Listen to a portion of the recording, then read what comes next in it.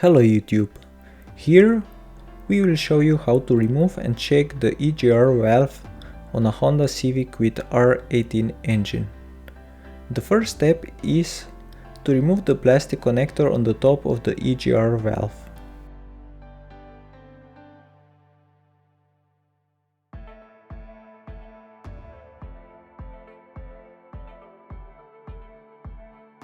Then use a 12mm socket together with the proper ratchet to remove the two bolts that are holding the EGR in place.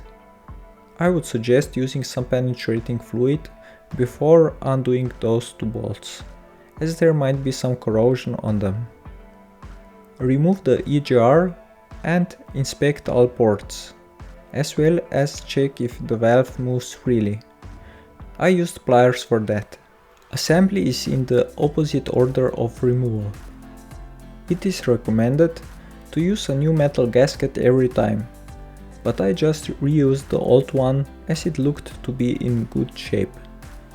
If you use a torque wrench, torque the EGR bolts with 22 Nm. Plug the connector back in and you are done. Please consider subscribing to our channel and thanks for watching.